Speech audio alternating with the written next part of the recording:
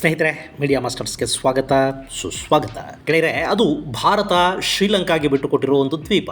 ಎರಡು ದೇಶಗಳ ನಡುವಿನ ಸಂಬಂಧ ಸುಧಾರಣೆಗೆ, ಮೀನುಗಾರರ ಹಿತರಕ್ಷಣೆಗೆ ಅಂತಲೇ ಅತ್ಯಂತ ಪ್ರಾಮುಖ್ಯತೆಯನ್ನು ಹೊಂದಿದ್ದ ದ್ವೀಪವನ್ನ ಇಂದಿರಾ ಗಾಂಧಿ ಅವತ್ತು ಶ್ರೀಲಂಕಾಗೆ ಬಿಟ್ಟುಕೊಟ್ರು. ಆದರೆ ಆ ನಂತರದಲ್ಲಿ ಅಲ್ಲಿ ಆಗೋದಕ್ಕೆ ಶುರುವಾಗಿದ್ದೇ ಬೇರೆ. ಅಲ್ಲಿ ಭಾರತೀಯ ಮೀನುಗಾರರಿಗೆ ಸಮಸ್ಯೆ ಶುರುವಾಯಿತು. ಆ ದ್ವೀಪದ ಕಾರಣದಿಂದ ಭಾರತದ ಜಲಗಡಿಯ ಅಂತರವೂ ಕಡಿಮೆ ಆಗ್ತಾ ಹೋಯಿತು. ಸ್ನೇಹವನ್ನು ಮುಂದಿಟ್ಟುಕೊಂಡು ದ್ವೀಪವನ್ನು ಪಡೆದ ಶ್ರೀಲಂಕಾ ಇವತ್ತು ಭಾರತೀಯ ಮೀನುಗಾರರಿಗೇನೆ ಸಮಸ್ಯೆಯನ್ನುಂಟು ಮಾಡ್ತಾ ಇದೆ. ಹಾಗಾಗಿನೇ ಈ ಬಾರಿ ಭಾರತೀಯರು ಶ್ರೀಲಂಕಾದ ದ್ವೀಪದಲ್ಲಿ ನಡೀತಾ ಇದ್ದ ಸಂಭ್ರಮವೊಂದನ್ನ ಬಹಿಷ್ಕರಿಸಿದ್ದಾರೆ. ಪ್ರತಿ ವರ್ಷ ಸಹಸ್ರಾರು ಸಂಖ್ಯೆಯಲ್ಲಿ ಭಾಗವಹಿಸ್ತಾ ಇದ್ದ ಜನ ಈ ಬಾರಿ ಅಲ್ಲಿಗೆ ಹೋಗೋದಿಕ್ಕೆ ಕೂಡ ನಿರಾಕರಿಸಿದ್ದಾರೆ. ಈ ಮೂಲಕ ಶ್ರೀಲಂಕಾ ಸರ್ಕಾರದ ವಿರುದ್ಧ ಭಾರತದ ಮೀನುಗಾರರು ಪ್ರತಿಭಟನೆಯನ್ನ ವ್ಯಕ್ತಪಡಿಸಿದ್ದಾರೆ. ಹಾಗಾದ್ರೆ ಭಾರತೀಯ ಮೀನುಗಾರರ ಈ ನಿರ್ಧಾರದ ಹಿಂದಿನ ಕಾರಣ ಏನು? ಅಲ್ಲವರಿಗೆ ಆಗಬೇಕಾಗಿರೋದೇನು? ಈ ದ್ವೀಪದ ವಿವಾದ ಮತ್ತೆ ಮುನ್ನೆಲೆಗೆ ಬರ್ತಾ ಇರೋದಾದ್ರೂ ಯಾಕೆ ಅನ್ನೋದ್ರ ಬಗ್ಗೆ ಒಂದಷ್ಟು ಮಾಹಿತಿಯನ್ನ ನಾವಿಲ್ಲಿ ನೋಡೋಣ.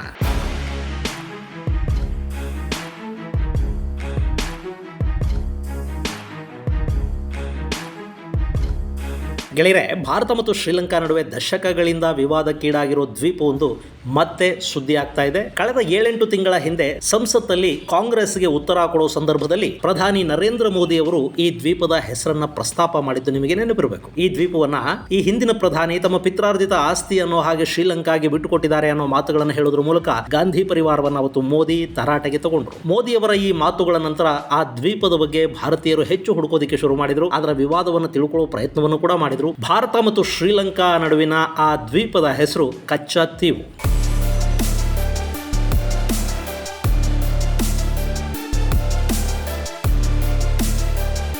ಸ್ನೇಹಿತರೆ, ಕಚ್ಚಾ ತೀವು ಅಂದ್ರೆ ನೀವಿಲ್ಲಿ ಮ್ಯಾಪ್ ಅಲ್ಲಿ ಭಾರತ ಹಾಗೂ ಶ್ರೀಲಂಕಾಗಳ ನಡುವೆ ಬಿಳಿ ಬಿಂದುವಿನ ಹಾಗೆ ಕಾಣ್ತಾ ಇರೋದನ್ನ ನೋಡ್ತಾ ಇದ್ದೀರಲ್ವಾ, ಇದೇ ಕಚ್ಚಾ ತೀವು. ಶ್ರೀಲಂಕಾದ ನಡುಂತೀವು ಮತ್ತು ಭಾರತದ ರಾಮೇಶ್ವರಂ ನಡುವೆ ಇರುವ ಪಾಕ್ ಜಲಸಂಧಿಯಲ್ಲಿ ಈ ಪುಟ್ಟ ದ್ವೀಪ ಇದೆ. ಇದು ರಾಮೇಶ್ವರಂನಿಂದ ಕೇವಲ 24.7 ಕಿಲೋಮೀಟರ್ಗಳಷ್ಟು ದೂರದಲ್ಲಿದ್ದು ಈ ದ್ವೀಪ 285 ಎಕರೆಗಳಷ್ಟು ವಿಸ್ತೀರ್ಣವನ್ನು ಹೊಂದಿದೆ. ಇನ್ನು ಇದೊಂದು ನಿರ್ಜನ ದ್ವೀಪ.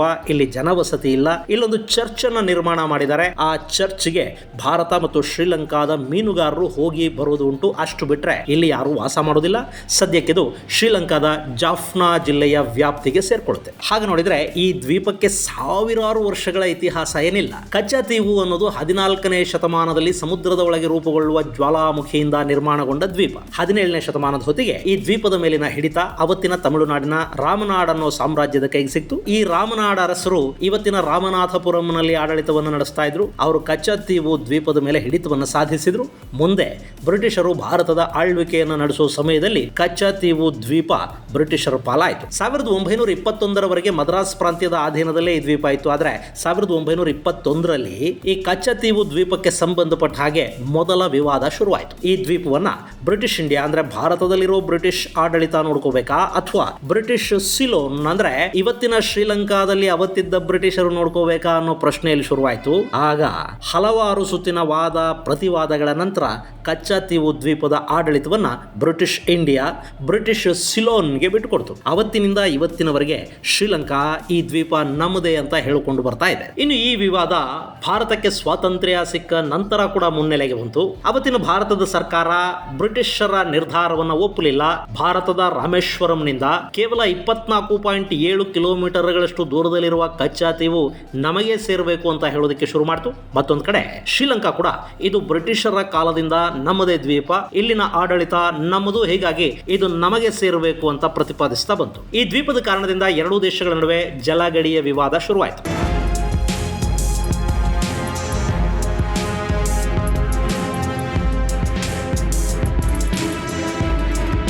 ಗೆಳೆಯರೆ, UNCLOS ಅಂದ್ರೆ United Nations convention on the law of the C ಪ್ರಕಾರ ಕಡಲ ತೀರವನ್ನು ಹೊಂದಿರುವ ಯಾವುದೇ ದೇಶದ ಗಡಿ ಭಾಗದಿಂದ 200 ನಾಟಿಕಲ್ ಮೈಲ್ ಅಂದ್ರೆ 370.4 ಕಿಲೋಮೀಟರ್ಗಳವರೆಗಿನ ಜಲ ಪ್ರದೇಶ ಸಮುದ್ರ ತೀರದಲ್ಲಿನ ದೇಶದ ಭಾಗ ಆಗತ್ತೆ. ಅಂದ್ರೆ ಈಗ ಭಾರತದ ಸುತ್ತ 3 ಕಡೆಗಳಲ್ಲಿ ಸಮುದ್ರ ಇದೆಯಲ್ವಾ, ನಮ್ಮ ಭಾರತದ ಕರಾವಳಿ ತೀರದಿಂದ 370.4 ಕಿಲೋಮೀಟರ್ಗಳವರೆಗಿನ ಸಮುದ್ರ ಭಾರತಕ್ಕೆ ಭಾರತಕ್ಕೆ ಸೇರಿದ ಸಮುದ್ರ ಅಂತ ಗುರುತಿಸ್ಕೊಳ್ಳುತ್ತೆ. ಇನ್ನು ಈ ಕಚ್ಚಾ ತೀವು ಅನ್ನೋದು ಉಭಯ ದೇಶಗಳ ನಡುವೆ ಬರೋದಲ್ಲದೆ ಎರಡೂ ದೇಶಗಳ ಸ್ಪೆಷಲ್ ಝೋನ್ ನಲ್ಲಿ ಕೂಡ ಇದು ಬರುತ್ತೆ. ಹೀಗಾಗಿ ಭಾರತದ ದಕ್ಷಿಣ ಭಾಗದಿಂದ 200 ನಾಟಿಕಲ್ ಮೈಲ್ಗಳಷ್ಟು ದೂರ ಅಂತ ನಾವು ತಗೊಂಡಾಗ ಕಚ್ಚಾ ತೀವು ಭಾರತಕ್ಕೆ ಸೇರಬೇಕು. ಹಾಗೆ ಶ್ರೀಲಂಕಾದ ಮುಖ್ಯ ಭೂಮಿಯಿಂದ ನೋಡಿದಾಗ ಕೂಡ ಶ್ರೀಲಂಕಾದ ವಿಶೇಷ ಜಲಪ್ರದೇಶದಲ್ಲಿ ಈ ಕಚ್ಚಾ ತೀವು ಬರುತ್ತೆ. ಅಂದ್ರೆ ಶ್ರೀಲಂಕಾದಿಂದ ಕೂಡ 200 ನಾಟಿಕಲ್ ಮೈಲ್ಗಳ ದೂರದ ಒಳಗೆ ಕಚ್ಚಾ ತೀವು ಬರೋದ್ರಿಂದ ಇದು ಶ್ರೀಲಂಕಾಗೆ ಸೇರಬೇಕು ಅನ್ನೋದು ಶ್ರೀಲಂಕಾದ ವಾದ. ಹೀಗಾಗಿ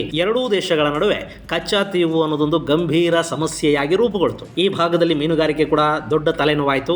ಇಲ್ಲಿ ಶ್ರೀಲಂಕಾದ ಮೀನುಗಾರರು ಮೀನುಗಾರಿಕೆ ಮಾಡದ ಹಾಗೆ ಭಾರತ ತಡಿತಾ ಇತ್ತು. ಅದೇ ರೀತಿ ಭಾರತದ ಮೀನುಗಾರರಿಗೆ ಶ್ರೀಲಂಕಾ ತೊಂದರೆಯನ್ನು ಕೊಡ್ತಾ ಇತ್ತು. 1974ರವರೆಗೆ ಈ ವಿವಾದ ಹೀಗೆ ಇತ್ತು. ಆದರೆ 1974 ಹಾಗೂ 76ರಲ್ಲಿ ಭಾರತ ಮತ್ತು ಶ್ರೀಲಂಕಾಗಳು ಕಡಲ ತೀರದ ಗಡಿಗಳಿಗೆ ಸಂಬಂಧಪಟ್ಟ ಒಂದಷ್ಟು ಒಪ್ಪಂದಗಳಿಗೆ ಸಹಿ ಹಾಕಿದ್ರು. ಭಾರತದ ಪ್ರಧಾನಿ ಇಂದಿರಾ ಗಾಂಧಿ ಮತ್ತು ಶ್ರೀಲಂಕಾದ ಅವತ್ತಿನ ಪ್ರಧಾನಿ ಸಿರಿಮಾವೋ ಬಂಡಾರನಾಯಕೆ ನಡುವೆ ಈ ಒಪ್ಪಂದಗಳಾದವು. ಇಂಡೋ ಶ್ರೀಲಂಕಾ ಕಡಲ ಒಪ್ಪಂದದ ಅಡಿಯಲ್ಲಿ ಕಚ್ಚಾ ತೀವು ದ್ವೀಪವನ್ನ ಶ್ರೀಲಂಕಾಗೆ ಬಿಟ್ಟು ಕೊಡೋದಕ್ಕೆ ಇಂದಿರಾ ಗಾಂಧಿ ಒಪ್ಪಿಕೊಂಡ್ರು ಮತ್ತು ಸಹಿ ಕೂಡ ಮಾಡಿದ್ರು. ಅಲ್ಲಿಗೆ ಈ ಕಚ್ಚಾ ತೀವು ಅನ್ನೋ ಪುಟ್ಟ ದ್ವೀಪ ಶ್ರೀಲಂಕಾದ ಪಾಲಾಯಿತು. ಆದ್ರೆ ತಮಿಳುನಾಡಿಗೆ ಸೇರಬೇಕಾಗಿದ್ದ ದ್ವೀಪವನ್ನ ಇಂದಿರಾ ಗಾಂಧಿ ಶ್ರೀಲಂಕಾಗೆ ಕೊಟ್ಟರಲ್ಲ, ಆ ನಿಲುವನ್ನ ತಮಿಳು ಸರ್ಕಾರಗಳು ವಿರೋಧ ಮಾಡಿದ್ರು. ಇದೇ ವಿಷಯಕ್ಕೆ 2008ರಲ್ಲಿ ಅವತ್ತಿನ ತಮಿಳುನಾಡಿನ ಸಿಎಂ ಆಗಿದ್ದ ಜಯಲಲಿತಾ ಸುಪ್ರೀಂ ಕೋರ್ಟ್ ಅಲ್ಲಿ ಮೊಕದ್ದಮೆಯನ್ನು ಕೂಡ ಹೂಡ್ತಾರೆ. ಕಚ್ಚಾ ತೀವು ದ್ವೀಪವನ್ನ ಅಸಂವಿಧಾನಿಕವಾಗಿ ಶ್ರೀಲಂಕಾಗೆ ಕೊಡಲಾಗಿದೆ, ಹೀಗಾಗಿ ಅದು ಮತ್ತೆ ಭಾರತವನ್ನ ಸೇರಬೇಕು ಅಂತ ಜಯಲಲಿತಾ ಸುಪ್ರೀಂ ಕೋರ್ಟ್ಗೆ ಮನವಿಯನ್ನ ಮಾಡ್ಕೋತಾರೆ. ಸ್ನೇಹಿತರೆ, ಈ ಕೇಸ್ ಇವತ್ತಿಗೂ ಕೂಡ ಸುಪ್ರೀಂ ಕೋರ್ಟ್ ಅಲ್ಲಿ ನಡೀತಲೇ ಇದೆ. ಅಂದಹಾಗೆ ಭಾರತದ ಯಾವುದೇ ಭೂಭಾಗವನ್ನ ಇತರ ದೇಶಗಳಿಗೆ ಕೊಡಬೇಕು ಅಂದ್ರೆ ಸಂವಿಧಾನದ 368ನೇ ವಿಧಿಗೆ ತಿದ್ದುಪಡಿಯನ್ನ ತರಬೇಕಾಗುತ್ತೆ. ಇಲ್ಲಿ ಬಹುಮತದಿಂದ ಸಂವಿಧಾನಕ್ಕೆ ತಿದ್ದುಪಡಿಯನ್ನ ತಂದ ನಂತರವೇ ನಮ್ಮ ಯಾವುದೇ ಪ್ರದೇಶವನ್ನ ಮತ್ತೊಂದು ದೇಶಕ್ಕೆ ಕೊಡೋದಿಕ್ಕೆ ಸಾಧ್ಯ ಆಗುತ್ತೆ. ಆದ್ರೆ ಇಂದಿರಾ ಗಾಂಧಿ ಇಂಥ ಯಾವ ತಿದ್ದುಪಡಿಯನ್ನು ಮಾಡಲಿಲ್ಲ, ಸದನದಲ್ಲಿ ಅನುಮತಿಯನ್ನೂ ತಗೊಳ್ಳಿಲ್ಲ. ಅವರು ಹಾಗೆ ಶ್ರೀಲಂಕಾಗೆ ಮಾತುಕತೆಗೆ ಅಂತ ಹೋದ್ರು, ಅಲ್ಲೊಂದು ಒಪ್ಪಂದಕ್ಕೆ ಸಹಿ ಮಾಡಿದ್ರು, ಈ ದ್ವೀಪ ನಿಮ್ಮದೇ ಅಂತ ಹೇಳಿದ್ರು. ಹೀಗಾಗಿನೇ ಇಂದಿರಾ ಗಾಂಧಿ ಈ ದ್ವೀಪವನ್ನ ತಮ್ಮ ಪಿತ್ರಾರ್ಜಿತ ಆಸ್ತಿನೇನೋ ಅನ್ನೋ ಹಾಗೆ ಶ್ರೀಲಂಕಾಗೆ ಬಿಟ್ಟು ಕೊಟ್ರು ಅಂತ ಹೇಳುದು. ಹೀಗಾಗಿ ಇವತ್ತಿಗೂ ಕೂಡ ಅದು ಅಸಂವಿಧಾನಿಕ ಅಂತಲೇ ಆರೋಪ ಮಾಡಲಾಗುತ್ತೆ. ಅಲ್ಲದೆ ಇವತ್ತು ಭಾರತದ ಮೀನುಗಾರರು ಈ ಭಾಗದಲ್ಲಿ ಮೀನುಗಾರಿಕೆಯನ್ನು ಮಾಡೋದಕ್ಕೆ ಅನುಮತಿ ಇಲ್ಲ. ಒಂದು ವೇಳೆ ಅರಿವಿಲ್ಲದೆ ಆ ಭಾಗಕ್ಕೆ ಹೋಗ್ಬಿಟ್ರೆ ಅವರನ್ನ ಶ್ರೀಲಂಕಾ ಸರ್ಕಾರ ಅರೆಸ್ಟ್ ಮಾಡುತ್ತೆ.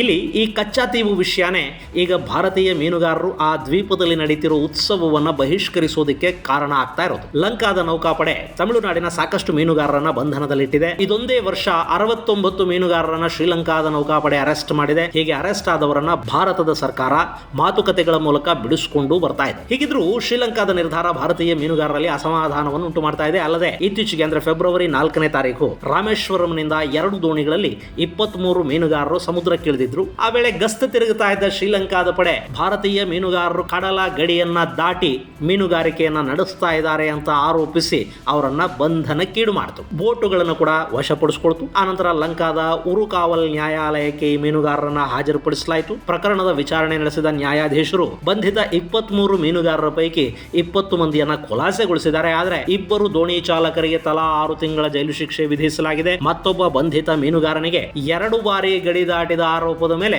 1 ವರ್ಷ ಜೈಲು ಶಿಕ್ಷೆಯನ್ನು ಪ್ರಕಟಿಸಲಾಗಿದೆ. ಈ ವರ್ಷದಲ್ಲೇ ಲಂಕಾ ಒಟ್ಟು 69 ತಮಿಳುನಾಡಿನ ಮೀನುಗಾರರನ್ನ ಅರೆಸ್ಟ್ ಮಾಡಿದೆ. ಇದನ್ನ ಖಂಡಿಸಿ ರಾಮೇಶ್ವರಂ ಮೀನುಗಾರರು ಫೆಬ್ರವರಿ 17ರಿಂದ ನಿರಂತರವಾಗಿ ಮುಷ್ಕರವನ್ನು ನಡೆಸ್ತಾ ಇದ್ದಾರೆ. ಭಾರತೀಯ ಮೀನುಗಾರರ ಕೋಪ ಕಚ್ಚಾ ತೀವುನ ಸೇಂಟ್ ಆಂಥನಿ ಚರ್ಚ್ ನ ಉತ್ಸವಕ್ಕೆ ಕೂಡ ತಟ್ಟಿದೆ. ಫೆಬ್ರವರಿ 23 ಹಾಗೂ 24ರಂದು ನಡೆದ ಉತ್ಸವವನ್ನ ಭಾರತೀಯ ಮೀನುಗಾರರು ಬಹಿಷ್ಕರಿಸಿದ್ದಾರೆ. ಭಾರತದಿಂದ ಕಚ್ಚಾ ತೀವು ದ್ವೀಪಕ್ಕೆ ಹೋಗೋದಕ್ಕೆ ಯಾವ ಬೋಟುಗಳಿಗೂ ಇವರು ಅವಕಾಶವನ್ನು ಕೊಟ್ಟಿಲ್ಲ. ಹೀಗಾಗಿ ಭಾರತದ ವಿವಿಧ ಭಾಗಗಳಿಂದ ಸೇಂಟ್ ಆಂಥೋನಿ ಚರ್ಚ್ಗೆ ಹೊರಟಿದ್ದ ಭಕ್ತರು ಈ ವರ್ಷ ಉತ್ಸವದಲ್ಲಿ ಭಾಗಿಯಾಗೋದಕ್ಕೆ ಸಾಧ್ಯ ಆಗಿಲ್ಲ. ಸ್ನೇಹಿತರೆ, ಪ್ರತಿ ವರ್ಷ ನಡೆಯುವ ಈ ಉತ್ಸವಕ್ಕೆ ಭಾರತೀಯರು ಸೇರಿದ ಹಾಗೆ ಸಹಸ್ರಾರು ಜನ ಹೋಗ್ತಾರೆ. ಈ ವರ್ಷವೂ ಕೂಡ ಉತ್ಸವಕ್ಕೆ ಹೋಗೋದಕ್ಕೆ ಸುಮಾರು 3,500 ಭಾರತೀಯರು ರಿಜಿಸ್ಟರ್ ಮಾಡಿಕೊಂಡಿದ್ರು ಅಂತ ಹೇಳಲಾಗ್ತಾ ಇದೆ. ಆದ್ರೆ ಮೀನುಗಾರರ ಮುಷ್ಕರದಿಂದ ಇವರು ಯಾರು ಕೂಡ ಉತ್ಸವದಲ್ಲಿ ಭಾಗಿಯಾಗೋದಕ್ಕೆ ಸಾಧ್ಯ ಆಗಿಲ್ಲ. ಅಂದಹಾಗೆ ದಶಕಗಳಿಂದ ವಿವಾದಕ್ಕೀಡಾಗಿರುವ ಈ ಕಚ್ಚಾ ತೀವು ದ್ವೀಪದಲ್ಲಿ ಭಾರತೀಯ ಮೀನುಗಾರರು ವಿಶ್ರಾಂತಿ ಪಡೆಯೋದಕ್ಕೆ, ತಮ್ಮ ಮೀನಿನ ಬಲೆಗಳನ್ನು ಒಣಗಿಸ್ಕೊಳ್ಳೋದಕ್ಕೆ ಹಾಗೆ ಸೇಂಟ್ ಆಂಥೋನಿ ಚರ್ಚ್ಗೆ ಹೋಗಿ ಬರೋದಕ್ಕೆ ಮತ್ತು ಅಲ್ಲಿನ ಉತ್ಸವದಲ್ಲಿ ಭಾಗಿಯಾಗೋದಕ್ಕೆ ಶ್ರೀಲಂಕಾ ಅವಕಾಶವನ್ನು ಕೊಟ್ಟಿದೆ. ಇಷ್ಟು ಮಾತ್ರ ಅಲ್ಲಿ ಭಾರತೀಯರು ಮಾಡಬಹುದೇ ಹೊರತು ಆ ದ್ವೀಪದ ಸುತ್ತಮುತ್ತ ಮೀನುಗಾರಿಕೆಯನ್ನು ಮಾಡೋದಕ್ಕೆ ಅವಕಾಶ ಇಲ್ಲ. ಹಾಗೆ ನೋಡಿದ್ರೆ ಕಚ್ಚಾ ತೀವು ಶ್ರೀಲಂಕಾಗೆ ಸೇರುವವರೆಗೆ ಇಲ್ಲಿ ಭಾರತೀಯ ಮೀನುಗಾರರು ಮೀನು ಹಿಡಿತಾ ಇದ್ರು. ಆದ್ರೆ ಈಗ ಅದು ಸಾಧ್ಯ ಆಗ್ತಾ ಇಲ್ಲ. ಅಲ್ಲದೆ ಭಾರತೀಯ ಮೀನುಗಾರರು ಭಾರತದ ಮುಖ್ಯ ಭೂಮಿಯಿಂದ ಬರೀ 12 ನಾಟಿಕಲ್ ಮೈಲಿಗಳಷ್ಟು ದೂರ ಮಾತ್ರ ಹೋಗೋದಕ್ಕೆ ಸಾಧ್ಯ ಆಗ್ತಾ ಇದೆ. ಅದನ್ನ ದಾಟಿದ್ರೆ ಲಂಕಾ ನೌಕಾಪಡೆ ಅವರನ್ನ ಅರೆಸ್ಟ್ ಮಾಡುತ್ತೆ. ಹೀಗಾಗಿನೇ ಭಾರತೀಯ ಮೀನುಗಾರರು ಈ ಬಾರಿ ಆ ಉತ್ಸವವನ್ನ ಬಹಿಷ್ಕರಿಸಿದ್ದಾರೆ. ಇದು ಗೆಳೆಯರೆ ಭಾರತದ ಪಾಲಿಗೆ ಮತ್ತೊಂದು ವಿವಾದದ ಕೇಂದ್ರ ಬಿಂದು ಆಗ್ತಾ ಇರೋ ಕಚ್ಚಾ ತೀವು ಕುರಿತಾದ ಒಂದಷ್ಟು ಮಾಹಿತಿ. ಮುಂದಿನ ಸಂಚಿಕೆಯಲ್ಲಿ ಮತ್ತಷ್ಟು ವಿಶೇಷಗಳ ಜೊತೆ ಮತ್ತೆ ಭೇಟಿಯಾಗೋಣ. ಅಲ್ಲಿವರೆಗೆ ಜೈ ಹಿಂದ್, ಜೈ ಕರ್ನಾಟಕ.